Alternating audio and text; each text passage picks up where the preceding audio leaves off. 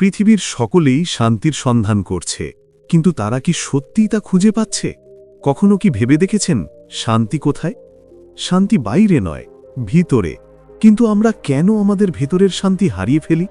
কেন আমরা রাগ, ঈর্ষা এবং দুঃখে ঘেরা? তুমি কি জানো যে এই সবের কারণ আমাদের নিজস্ব চিন্তাভাবনা? হ্যাঁ, তোমার চিন্তাভাবনা তোমার জীবনকে রূপ দেয়। ঠিক যেমন মাটির প্রদীপ তেল এবং শলা দিয়ে জ্বলে, তোমার চিন্তাভাবনাও তোমার জীবনকে উজ্জ্বল বা অন্ধকার করে তোলে। তাই আজ আমি তোমাকে একটি গল্প বলি। এই গল্পটি কেবল তোমাকে অনুপ্রাণিত করবে না, এটি তোমার জীবনের দিক পরিবর্তন করবে। তুমি কি কখনো ভেবে দেখেছ আমাদের চিন্তাভাবনা আমাদের জীবনে কতটা গভীর প্রভাব ফেলে? এই প্রভাব এত সূক্ষ্ম যে আমরা তাৎক্ষণিকভাবে তা দেখতে নাও পেতে পারি, কিন্তু এটি আমাদের ভবিষ্যতের দিক নির্ধারণ করে। উদাহরণস্বরূপ, একটি বাগানের কথা বিবেচনা করো। তুমি যদি ভালো বীজ বপন করো তাহলে সুন্দর ফুল ফুটবে, কিন্তু যদি তুমি তা অক্ষত রাখো তাহলে আগাছা এবং কাঁটা গজাবে।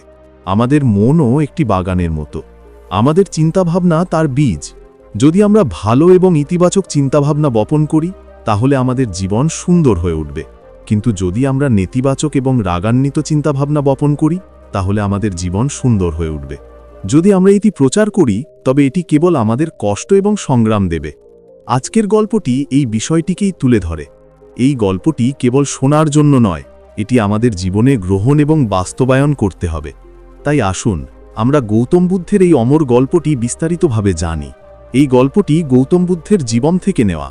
বুদ্ধ তার শিষ্যদের সাথে গ্রাম থেকে গ্রামে যেতেন এবং যেখানেই যেতেন ধর্মোপদেশ দিতেন। তিনি যেখানেই যেতেন মানুষ তার কথা শুনতে ভিড় জমাত। তার কথা কেবল কথাই ছিল না, এগুলি ছিল জীবন বদলে দেওয়ার মতো সত্য। তার প্রতিটি কথা জীবনের গভীর অর্থ প্রকাশ করত। কিন্তু সর্বত্র প্রশংসা ছিল না। কেউ কেউ তার সমালোচনা করেছিলেন, আবার কেউ কেউ তার প্রজ্ঞাকে চ্যালেঞ্জ করার চেষ্টা করেছিলেন। এমনই একটি গ্রামে যেখানে বুদ্ধ তার শিষ্যদের নিয়ে এসেছিলেন, সেখানকার লোকেরা তাকে উৎসাহের সাথে স্বাগত জানিয়েছিল। কিন্তু সেখানে একজন ব্যক্তি ছিলেন যিনি তার ওপর তীব্র ক্ষুব্ধ ছিলেন। তিনি বিশ্বাস করতেন যে বুদ্ধ মানুষকে বিভ্রান্ত করছেন। তিনি ভেবেছিলেন যে বুদ্ধকে অপমান করা উচিত এবং কেবল একজন সাধারণ ব্যক্তি হিসেবে দেখানো উচিত। লোকটি বুদ্ধের কাছে গেল, তার চোখ রাগে ভরে গেল, তার কণ্ঠস্বর ক্রোধে প্রতিধ্বনিত হল। তিনি জনতার সামনে বুদ্ধকে গালি দিতে শুরু করলেন। তিনি বললেন, এখানে কারো কথা শোনার দরকার নেই। আমাদের জীবনের শিক্ষা দেওয়ার তুমি কে? তোমাদের মতো লোকেরা আমাদের গ্রামকে ধ্বংস করে দিচ্ছে। এই বলে তিনি বুদ্ধকে উপহাস করতে শুরু করলেন। তিনি ভেবেছিলেন বুদ্ধ রেগে যাবেন, সম্ভবত তিনি জবাব দেবেন অথবা সমাবেশ ছেড়ে চলে যাবেন। কিন্তু বুদ্ধের প্রতিক্রিয়া সবাইকে অবাক করে দিয়েছিল। বুদ্ধ শান্ত ছিলেন, তার চোখ স্থির, তার মুখ দৃঢ় ছিল। লোকটি সামান্য হাসছিল। সে আরও জোরে চিৎকার করে বলল, তোমার মতো ভণ্ডদের গ্রাম থেকে বহিষ্কার করা উচিত। কিন্তু বুদ্ধের শান্ত স্বর ছিল অটল, তার মুখে রাগের চিহ্ন মাত্র ছিল না। লোকটি ক্লান্ত হয়ে কথা বলা বন্ধ করে দিলে বুদ্ধ খুব শান্ত স্বরে তাকে সম্বোধন করলেন। তিনি জিজ্ঞাসা করলেন, ভাই, তুমি যদি কাউকে উপহার দাও এবং তারা তা গ্রহণ না করে তাহলে কে তা রাখবে? লোকটি রেগে উত্তর দিল, যদি তারা তা গ্রহণ না করে তবে তা আমার কাছেই থাকবে। বুদ্ধ হেসে বললেন, একইভাবে যদি আমি তোমার রাগ এবং গালি গ্রহণ না করি তাহলে তারা তোমার কাছেই থাকবে। আমি তোমার অপমান গ্রহণ করি না, তাই সেই অপমান তোমার কাছেই থাকবে। এই কথা শুনে লোকটি হতবাক হয়ে গেল এবং ভাবতে বাধ্য হল। বুদ্ধের উত্তরের তার কাছে কোনো উত্তর ছিল না।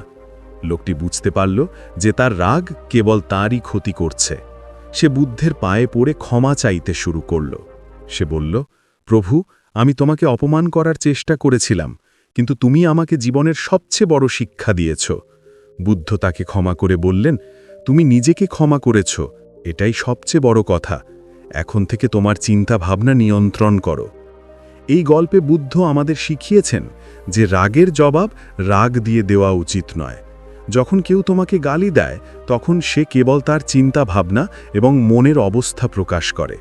যদি তুমি সেই রাগকে মেনে নাও তাহলে তা তোমার চিন্তা ভাবনা এবং তোমার জীবনকে প্রভাবিত করবে। তবে যদি তুমি শান্ত থাকো এবং সেই রাগকে ফিরিয়ে দাও, তাহলে তুমি তোমার অন্তরের শান্তি রক্ষা করো। গৌতম বুদ্ধ বলেছিলেন যে রাগ দিয়ে রাগকে শান্ত করা যায় না, এটি কেবল ভালোবাসা এবং ধৈর্য দিয়েই শেষ করা যেতে পারে। এই গল্পের বার্তা হল আমাদের চিন্তাভাবনাকে ইতিবাচক এবং ক্ষমতায়নশীল করা উচিত। চিন্তাভাবনার শক্তি বুঝতে হলে অন্য একটি উদাহরণ বিবেচনা করুন। ধরুন দুজন কৃষক আছেন, দুজনেরই সমান পরিমাণ জমি আছে। একজন কৃষক তার জমিতে কঠোর পরিশ্রম করেন, সময়ে সময়ে জল দেন এবং সার প্রয়োগ করেন। অন্য কৃষক কিছুই করেন না। প্রথম কৃষকের ক্ষেত সবুজ ফসলে পরিপূর্ণ, অন্যদিকে দ্বিতীয় কৃষকের জমি অনুর্বর থাকে। এটি আমাদের চিন্তাভাবনার ক্ষেত্রেও প্রযোজ্য। আমরা যদি ইতিবাচক চিন্তাভাবনা দিয়ে আমাদের চিন্তাভাবনা লালন করি, তাহলে আমাদের জীবন সুখী হবে। কিন্তু যদি আমরা নতিবাচকতা এবং রাগকে স্থান দেই, তাহলে আমাদের জীবনও বন্ধা হয়ে যাবে। তাই বন্ধুরা, এখন তোমাদের সিদ্ধান্ত নিতে হবে যে তোমরা তোমাদের চিন্তাভাবনাকে কিভাবে গঠন করতে চাও। যখন কেউ তোমাদের গালি দেয়, তখন কি তোমরা তাদের হৃদয়ে স্থান দেবে? যখন কেউ তোমাদের অপমান করার চেষ্টা করে, তখন কি তোমরা রাগের সাথে প্রতিক্রিয়া জানাবে, নাকি গৌতম বুদ্ধের মতো শান্ত এবং শক্তিশালী থাকবে? মনে রেখো, তুমি যেমন ভাবো, তোমার জীবনও তেমন। তাই পরের বার যখন জীবন তোমাদের চ্যালেঞ্জ জানাবে, তখন তোমাদের চিন্তাভাবনাকে সুন্দর এবং ইতিবাচক করে তোলো, কারণ এই শক্তি তোমার জীবন বদলে দিতে পারে। যদি তুমি এই গল্প এবং এই ধারণাটি পছন্দ করে থাকো, তাহলে অন্যদের সাথে শেয়ার করো। আর হ্যাঁ, তোমার জীবনে এটি গ্রহণ করতে ভুলো না। তোমার চিন্তাভাবনা তোমার সবচেয়ে বড় সম্পদ, সেগুলোকে নিরাপদে রাখো। ধন্যবাদ। জীবনে সবসময় সমস্যা এবং চ্যালেঞ্জ থাকবে, কিন্তু তুমি সেগুলোকে কিভাবে দেখো তা তোমার উপর নির্ভর করে। একটি বিখ্যাত উক্তি আছে, তোমার চিন্তাভাবনা তোমার ভবিষ্যৎ তৈরি করে। তাহলে কেন তোমার চিন্তাভাবনাকে সুন্দর করে তুলবে না, তোমার জীবনকে সুখী করবে না এবং এই পৃথিবীকে একটু ভালো জায়গা করে তুলবে না? ধন্যবাদ। আর মনে রেখো, তুমি যেমন ভাবো তেমন বাঁচো। তো বন্ধুরা, আসুন আরেকটি মজার গল্পে যাই। জীবন কি আসলেই আমাদের চিন্তাভাবনার উপর নির্ভর করে, নাকি এটা কেবল ভাগ্যের ব্যাপার?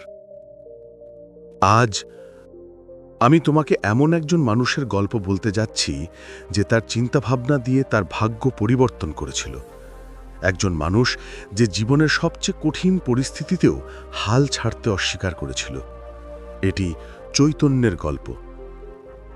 চৈতন্য একটি ছোট গ্রামে বাস করতেন, জনকপুর।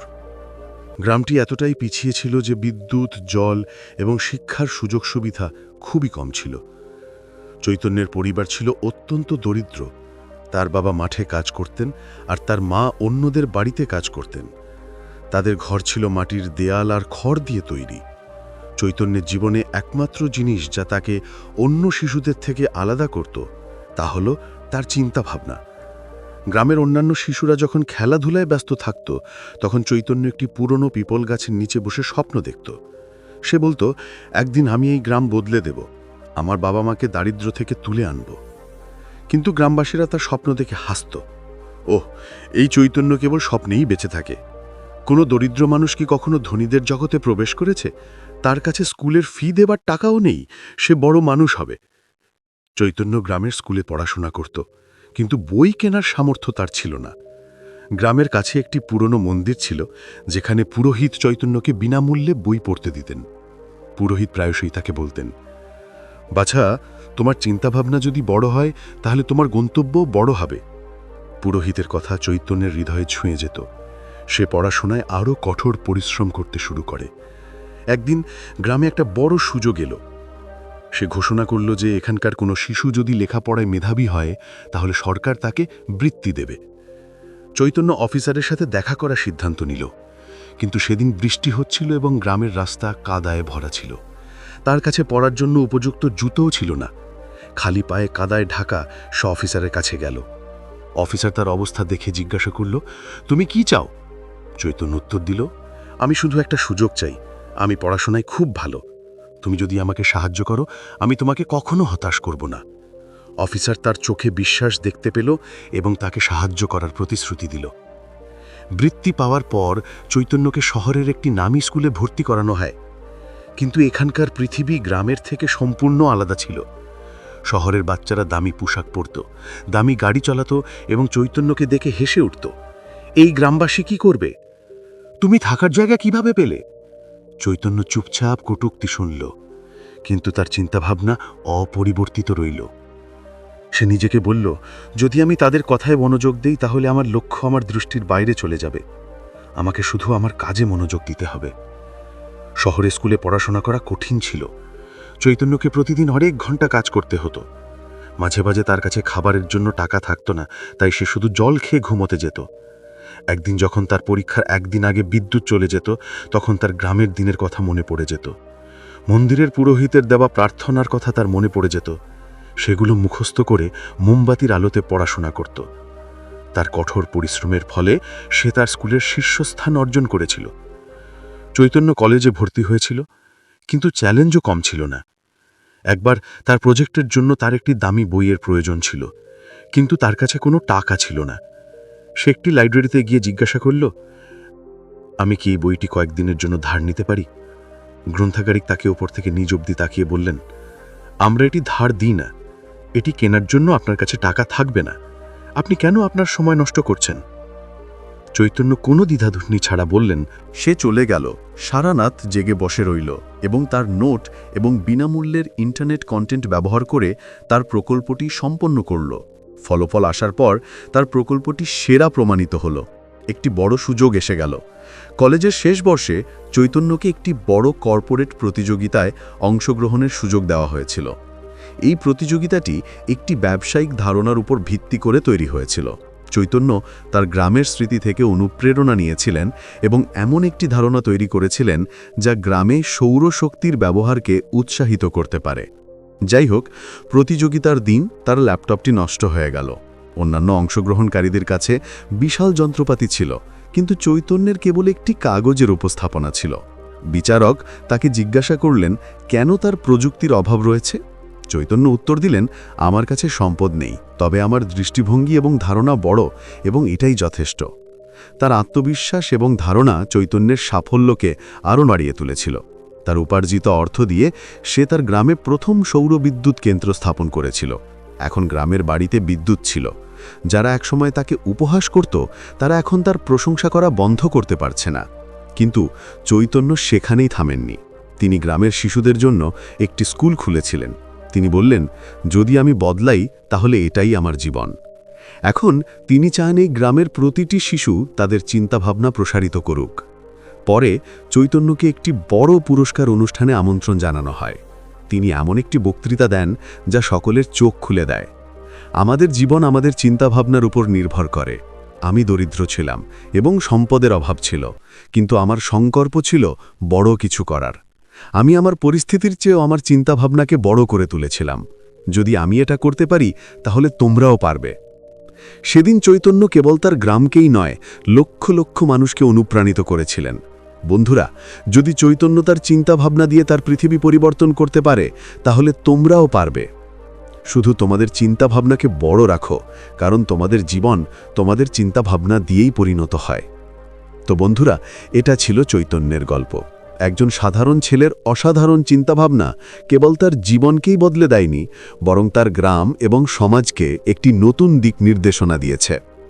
এই গল্পের সবচেয়ে বড় শিক্ষা হল, পরিস্থিতি যতই কঠিন হোক না কেন, যদি আমাদের চিন্তাভাবনা সঠিক হয় এবং আমাদের উদ্দেশ্য দৃঢ় হয়, তাহলে কিছুই অসম্ভব নয়।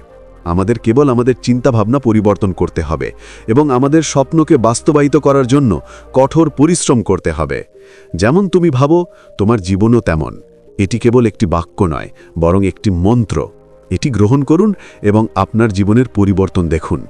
যদি এই গল্পটি আপনার হৃদয় স্পর্শ করে, যদি এটি আপনাকে নতুন কিছু ভাবতে অনুপ্রাণিত করে এবং যদি এটি আপনাকে আপনার জীবন উন্নত করতে অনুপ্রাণিত করে, তাহলে অবশ্যই লাইক এবং শেয়ার করুন এবং এই ভিডিওটি আপনার বন্ধুবান্ধব এবং পরিবারের সাথে ছড়িয়ে দিতে ভুলবেন না। এখানে আপনি প্রতি সপ্তাহে এই ধরনের অনুপ্রেরণামূলক গল্প এবং জীবন পরিবর্তনকারী চিন্তাভাবনা পাবেন। তাই সংযুক্ত থাকুন, আপনার চিন্তাভাবনা পরিবর্তন করতে থাকুন এবং আপনার জীবন উন্নত করতে থাকুন। পরবর্তী গল্পে দেখা হবে। ততক্ষণ পর্যন্ত ধন্যবাদ।